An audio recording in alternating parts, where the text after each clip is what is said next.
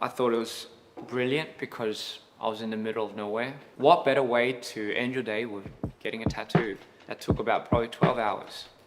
What's up GQ? This is DPR IAN and welcome to my tattoo tour.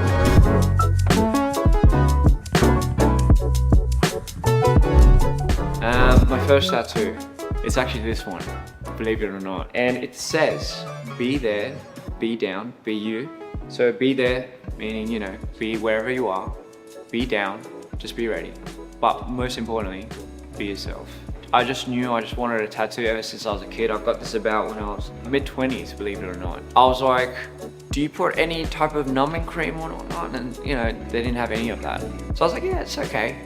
But no, I still say, but you know, they say part of the experience of getting a tattoo is feeling it, getting it done on you.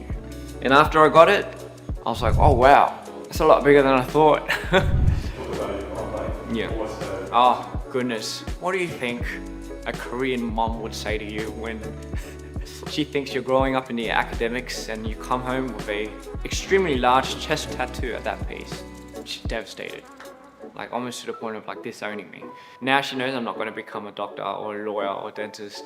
So I think there's some part of it that kind of accepted it.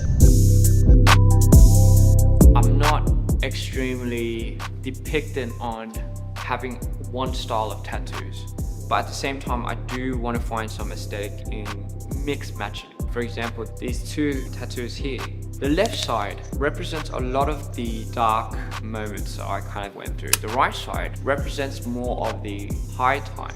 So I've always kept that in terms of positioning and picking where I want to place it. So the next tattoo I'd like to show off is this arm piece, this sleeve, kind of veiled up, staring at you from the corner of the darkness. So this one was in representation of my first album and the character that I play, Mido. This was the, I guess you could call, crown that I love to carry no matter where I went.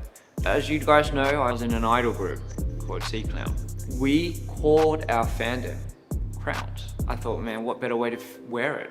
Didn't want to forget where my fandom really came from, so that's what this crown really means. This was done with a group of special people. They wanted to get a tattoo in French stating dreamers, and dreamers is what we call our fan. So we had the tattoos come to the studio, about 6 of them, 7 including me, and a few of my, I guess, people from DPR. We all got matching tattoos, and the reason it was being here is because, you know, every time I hold a mic, you would see that. So yeah, big shout out to them. I love it. Sweet idea too. The parts where I didn't know it would hurt that much were my fingers.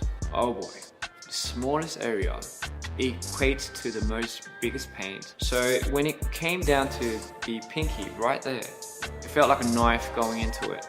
And I think the second painful tattoo, I did it in Peru, in one of the villages on the Inca Trail. So he didn't have a machine, so he dotted it all. You can imagine how long that process took. I thought it was brilliant because I was in the middle of nowhere. What better way to end your day with getting a tattoo that took about probably 12 hours. I couldn't believe he was doing it. It was completely just covered in blood. And I didn't have any idea what he was looking at or how he could see. I think anyone that has a tattoo will understand why it hurts so much on the bone. I don't think it's necessarily the pain, I think it's the feeling. It just feels like something's vibrating inside of you. It sounded quite wrong, but I mean, that's how excruciating it feels. But for what it's worth, yeah, I like it. It came out amazing. Actually, one of my favorites is the raven with the one odd eye. So this crow was actually the tattoo that I got that represented my second album. And the wingspan is meant to come over to around my shoulder, kind of symbolize the grasp it has on me. Being from Australia, I think the hardcore metal scene was always a big thing for me. So this one was the only tattoo that I ever have of depicting a different artist. It was an album called True View. I've listened to it just religiously. The reason why I did this was this album really truly did take me out of my darkest moments. The very first time that we performed on World Tour, I think at that time we were doing about 20 something cities. And I think I was going through such a bad episode. I was kind of blacking out here and there, but I knew I wanted to make that of something. This one on my neck that goes around my neck here. I got this one done in Brazil. As you can see, it's very thin. Its moments are high on the darkest swing. It was a poem that I wrote. I always felt my moments were the most eccentric and I guess you could say high when I was in my most darkest state. That's kind of what I marked myself, right on my neck. Every big, bad, good moment that has ever happened to me, I do not let that pass. I like to jot it down.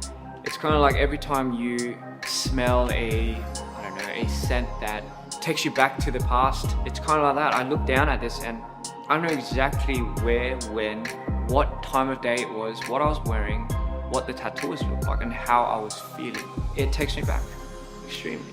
What better way to do it than to put it on your body? And my mom would always say, there's gonna be no space. Mom, I still have my legs. Well, thank you GQ. This was your own personal DPR IAN's tattoo tour.